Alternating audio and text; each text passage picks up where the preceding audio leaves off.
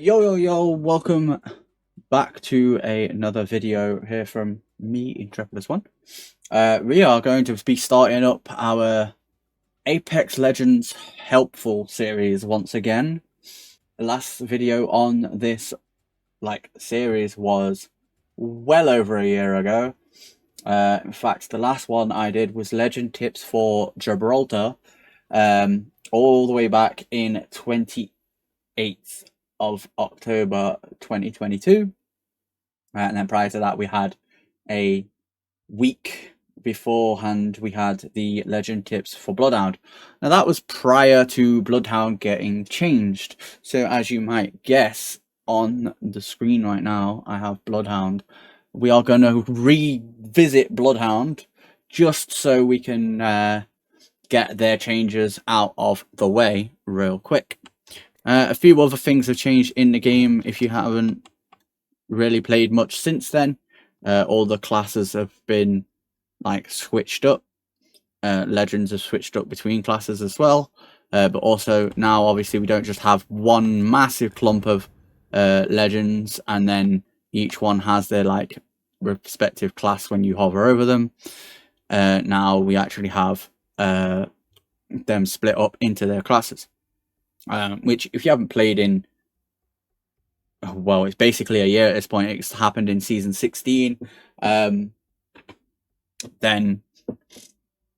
you won't know about this, but there you go. As you can see here, we have Bloodhound's abilities on the left-hand side here. The passive is Tracker, the tactical Eye of the Allfather, ultimate Beast of the Hunt. They haven't changed whatsoever, right? Now, what has changed is how they work. So you see, they haven't really changed in any way, shape, or form. How Tracker works doesn't really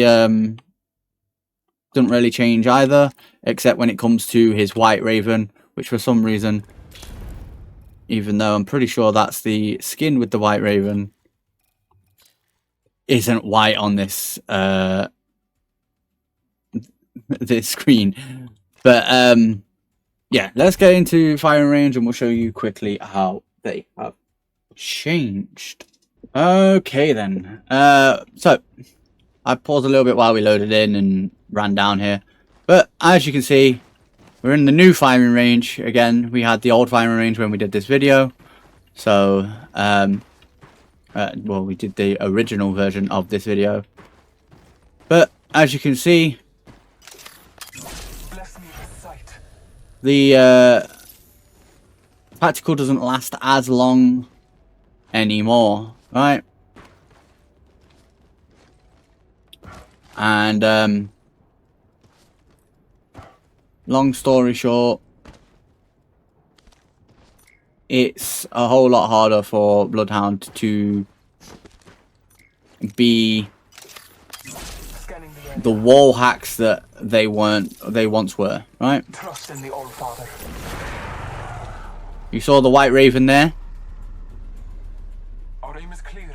Enemies lie down. So you see it'll track the enemies and show you where the nearest enemy is. Now, if there's no enemies around, they will randomly spawn in the world, right? It's not going to be possible for me to show you in the firing range, I don't think. So we'll probably go and get into a game, but now the ultimate does not quicken the cooldown of the scan anymore. So you need to be very, very thoughtful on how you're using that tool. Let's go and get our ult back real quick so I can show you another change. And this change caught me off guard. It still does, to where I still don't really play Bloodhound at this point. I used to play Bloodhound a lot, but so in the old version of Bloodhound, when I would scan, I'd then pop my ult and I'd have my scan back again, but you'll notice I don't, right? So the cooldown for Bloodhound's tactical is 25 seconds, as you can see. And then with a gold helmet, it brings that down. If we just quickly change legend. Go Got back. a second. Let's go, Echo. No, I want to change legend. I return to And then with a gold helmet, you can see it's 20 seconds, so it removes 5 seconds. Anyway, let's go into a quick duos game where I will just solo queue. I will like no fill it. See if we can show you the White Raven. Okay then, we're into a game. We're by ourselves, as I said I would. And I'm gonna actually just let everybody jump out the ship first. Just because, as I said, I want to be as far away from people as possible. So I can show you this this passive. Because it is part of Bloodhound's passive, if you didn't know. White Ravens may appear to guide you in battle and charge your abilities. So you'll see what I mean in a second. We're going to go over to Breaker real quick. Just because I feel like we'll be far enough away from people to where the bird will spawn. And from there we can do what we intend to do. Oh, there you go. The bird's already spawned.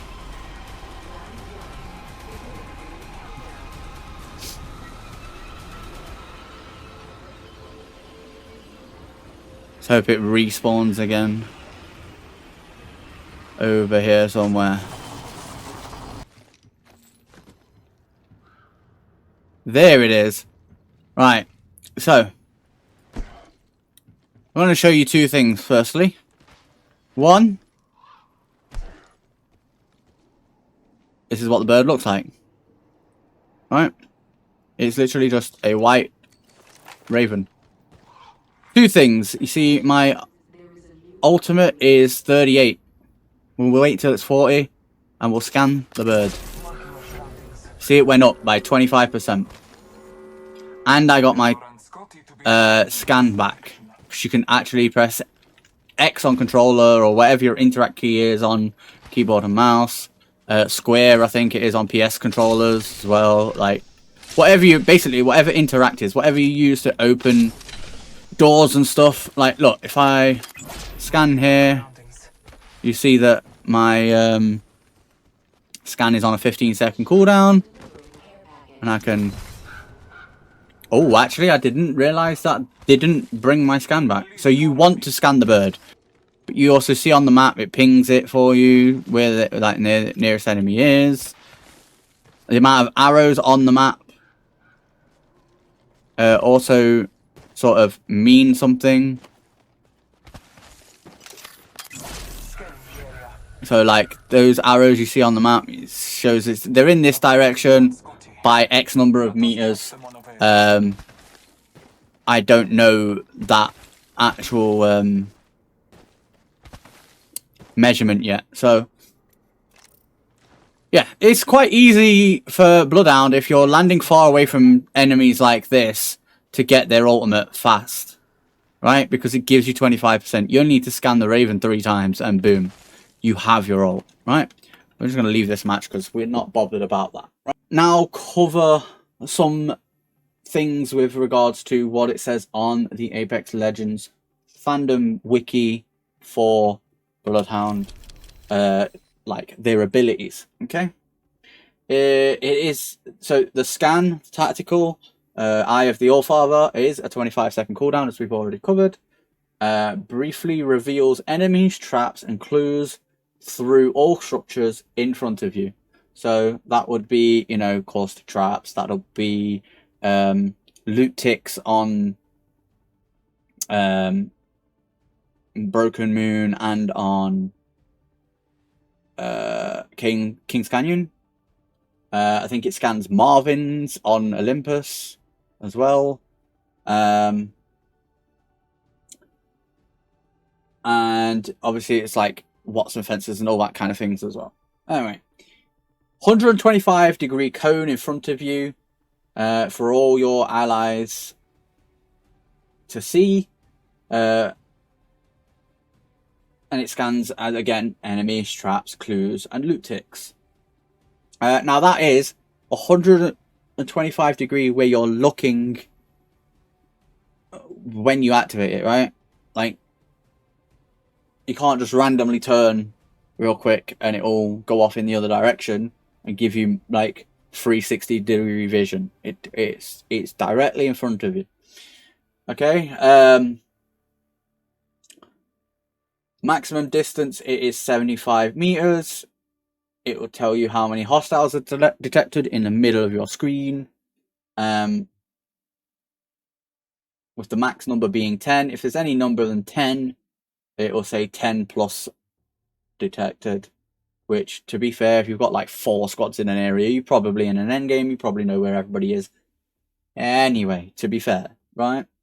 Full body scan lasts for 1 second, and then there's a little tracking marker, which we saw when we was in the firing range, for another 3 seconds. So overall, you know where your enemy is for about 4 seconds. Again, that's much different from before.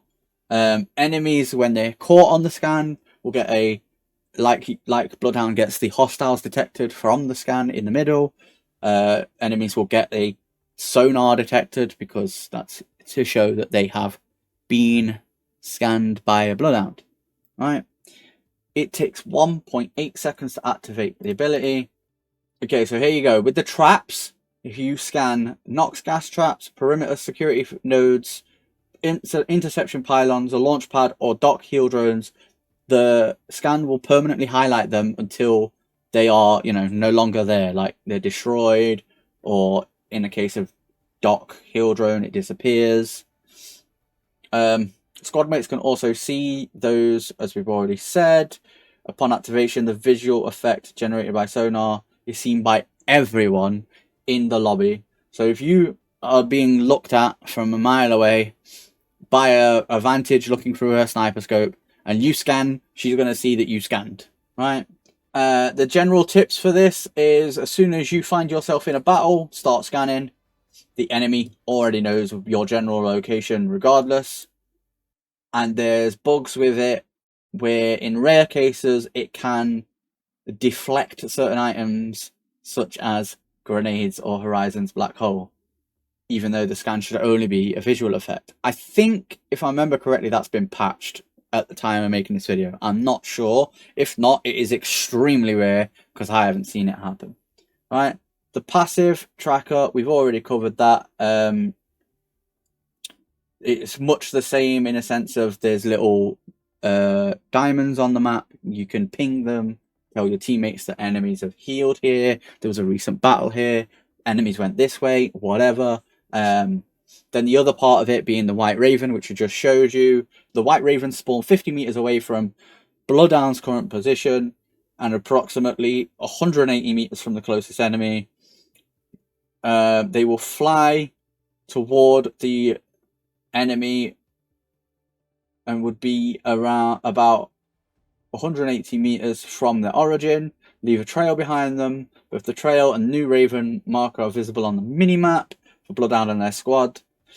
And interacting with the White Raven recovers 25% of both your ultimate and tactical charge, right? So you want to be scanning the White Raven, as we already covered, because it did give me a cooldown. It just didn't refund it like it does when I scan it. Right, so there's a good thing to remember.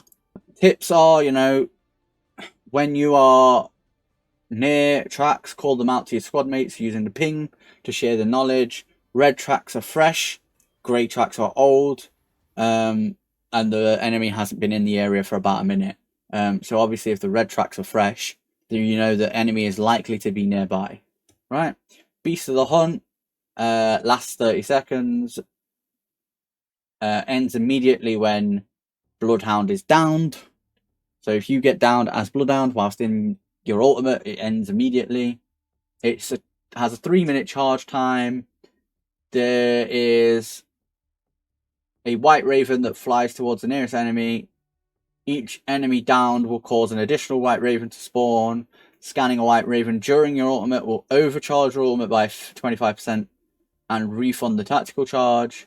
Downing but not killing enemies will add 5 to 15 seconds to the Beast of the Hunt. The seconds will depend on the remaining duration. It increases Bloodhound speed by 30%, and the vision is black and white, except for enemies which are highlighted in red. Enemy footprints are also highlighted in red. Certain things will retain little colour, like the including the edge of the ring, grenade explosions, various enemy abilities respectively, and teammates are highlighted in blue. So, you know, it's very useful as an ultimate when you're inside Bangalore Smoke or Nox Gas, which is, you know, Caustic's ultimate, or Caustic's, what's it called? Caustic's barrels. The tips are, yeah, you know, basically what I just said. While active, you can see through the smokes from Bangalore or Caustic. Since footsteps are tracked, Beast of the Hunt is a great way of finishing off a weakened enemy or hiding foe, or finding and hiding foe even. Since enemies are highlighted in all red, it's easier to see them from extreme long range.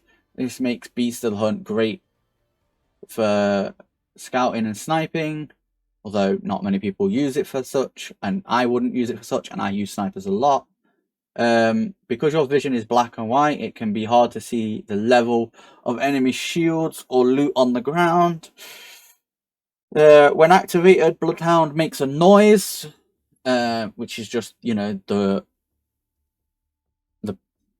raw sound that is Bloodhound has always made. So don't activate if you're trying to be sneaky, as if it can give you away in the general area you're in. And take advantage of the faster activation speed and cooldown of Eye of the Allfather while this ability is active, and scan away. That seems to be left over from the old version of Beast of the Hunt, because it no longer gives you faster cooldowns on your scans. And that's pretty much it. At least I don't think it, at least I can't remember it doing so. It might do, like, overall might be like 20 seconds instead of 25 when you're in your ult, but there you go. Alright, we're going to leave that there. We're going to be continuing with these legend guides periodically. I don't know yet whether I'm going to do them every 2 weeks and like alternate them with the clip dumps that I do on my YouTube channel, or whether I'm going to do like one a month and just whenever a new legend comes out or a legend gets major changes like Bloodhound did between the last video and this one, obviously because it was been over a year, then we will just straight up cover them first, because then obviously people get to know what the changes were. But yeah, thank you very much for watching. I hope you've enjoyed, and we'll see you on the next one. Peace. Oh, don't forget to like and subscribe.